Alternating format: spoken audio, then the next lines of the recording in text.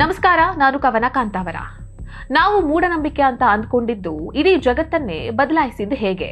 ದೂರದರ್ಶಕಗಳಿಲ್ಲದೆ, ಆಧುನಿಕ ಉಪಕರಣಗಳಿಲ್ಲದೆ ಯುರೋಪ್ಗಿಂತಲೂ ಮೊದಲು ಭೂಮಿಯ ಸುತ್ತಳತೆ 99.8% ಇತ್ತು ಅನ್ನೋದನ್ನ ಅಷ್ಟು ಖಚಿತವಾಗಿ ನಿಖರವಾಗಿ ಲೆಕ್ಕ ಹಾಕಿದ ಹೇಗೆ? ಕ್ರಿಸ್ತಪೂರ್ವ 600ರಲ್ಲಿ ಸುಶ್ರುತರು ಕಣ್ಣಿನ ಪೊರೆಯಿಂದ ಹಿಡಿದು ಪ್ಲಾಸ್ಟಿಕ್ ಸರ್ಜರಿಯವರೆಗೆ ಸುಮಾರು 300 ಶಸ್ತ್ರಚಿಕಿತ್ಸೆಗಳನ್ನ ದಾಖಲಿಸಿದ್ರು. ಅವರು ದಾಖಲಿಸಿದ್ದಂತಹ 120ಕ್ಕೂ ಅಧಿಕ ಉಪಕರಣಗಳನ್ನ ಇಂದಿಗೂ ನಾವು ಗುರುತಿಸಬಹುದು. ಕ್ರಿಸ್ತಶಕ 3ನೇ ಶತಮಾನದಲ್ಲಿ 1ರಿಂದ 9ರವರೆಗೆ ಮತ್ತು 0 ಅಂಕಿಗಳು ಮೊಟ್ಟ ಮೊದಲ ಬಾರಿಗೆ ಭಕ್ಷಾಲಿ ಹಸ್ತಪ್ರತಿಯಲ್ಲಿ ಕಾಣಿಸಿಕೊಂಡವು. ಇಂದಿನ ಪ್ರತಿಯೊಂದು ಆರ್ಥಿಕ ವ್ಯವಸ್ಥೆ ಮತ್ತು ಕಂಪ್ಯೂಟರ್ಗಳ ಅಡಿಪಾಯವೇ ಅದು. ಕ್ರಿಸ್ತಶಕ 499ರಲ್ಲಿ ಆರ್ಯಭಟೀಯವನ್ನ ರಚಿಸಿದಾಗ ಇಡೀ ಜಗತ್ತೇ ಬೆಚ್ಚಿ ಬಿದ್ದಿತ್ತು. ಭೂಮಿ ತನ್ನ ಅಕ್ಷದ ಮೇಲೆ ಸುತ್ತುತ್ತೆ, ಸೂರ್ಯನ ಸುತ್ತ ಭೂಮಿ ಸುತ್ತುತ್ತೆ, ವರ್ಷಕ್ಕೆ 365 ದಿನ ಇದೆ ಅಂತ ಅವರು ಅವತ್ತೇ ಹೇಳಿದ್ರು. ಈಗ ಅದನ್ನ ನಾಸಾ ಹೇಳಿದೆ.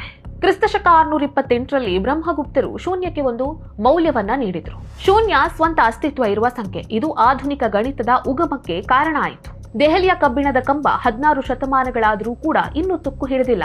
ಇದು ಹೇಗೆ ಸಾಧ್ಯ ಅಂತ ಮೆಟಲಾಜಿಸ್ಟ್ಗಳು ಇನ್ನೂ ಆಶ್ಚರ್ಯಚಕಿತರಾಗಿದ್ದಾರೆ. ಇದಕ್ಕೆಲ್ಲ ಕಾರಣ ಆಗಿನ ಕಾಲದಲ್ಲಿ ಇದ್ದಂತಹ ಮೆಟಲರ್ಜಿ.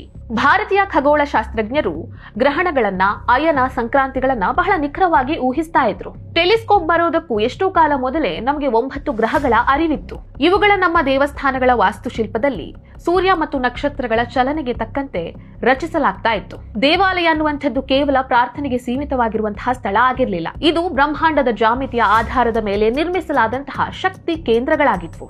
ಅಲ್ಲಿ ಖಗೋಳ ವಿಜ್ಞಾನ, ಗಣಿತ, ಆಧ್ಯಾತ್ಮ ಎಲ್ಲವೂ ಒಂದಾಗ್ತಾ ಇದ್ವು. ಹಿಂದೂಗಳು ತಮ್ಮ ನಾಶವಾದ ದೇವಾಲಯದ ಪುನರ್ ನಿರ್ಮಾಣಕ್ಕಾಗಿ ಯಾಕೆ ಇಷ್ಟೊಂದು ಪಟ್ಟು ಹಿಡಿತಾ ಇದ್ದಾರೆ ಅನ್ನೋದು ಈಗ ನಿಮ್ಗೆ ಅರ್ಥ ಆಗಿರಬಹುದು. ಸನಾತನ ಧರ್ಮ ಅನ್ನೋದು ವಿಜ್ಞಾನ ಮತ್ತು ಆಧ್ಯಾತ್ಮವನ್ನ ಬೇರೆ ಬೇರೆ ಅಂತ ನೋಡಿರ್ಲಿಲ್ಲ. ಅವೆರಡನ್ನು ಒಟ್ಟಾಗಿ ಬೆಸೆದಿತ್ತು. ಹಾಗಾದ್ರೆ ಹಿಂದೂ ನಾಗರಿಕತೆ ವೈಜ್ಞಾನಿಕವಾಗಿತ್ತ ಅನ್ನೋದು ಈಗ ಪ್ರಶ್ನೆ ಅಲ್ಲ. ಅದಕ್ಕೆ ಈ ಸಾಕ್ಷಿಗಳೇ ಉತ್ತರವನ್ನ ನೀಡುತ್ತೆ.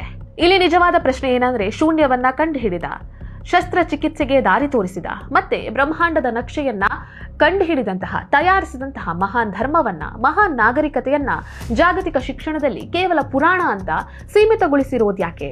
ಈ ಇತಿಹಾಸವನ್ನ ನಮ್ಗೆ ಯಾಕೆ ಕಲಿಸ್ತಾ ಇಲ್ಲ? ಹಿಂದೂ ಧರ್ಮ ಅಂದ್ರೆ ಕೇವಲ ಮೂಢನಂಬಿಕೆ ಅಂತ ಯಾಕಾಗಿ ಬಿಂಬಿಸಲಾಗ್ತಾ ಇದೆ? ಈ ಇತಿಹಾಸವನ್ನ ಬದಲಾಯಿಸೋದ್ರಿಂದ ಯಾರಿಗೆ ಏನ್ ಲಾಭ ಇದೆ?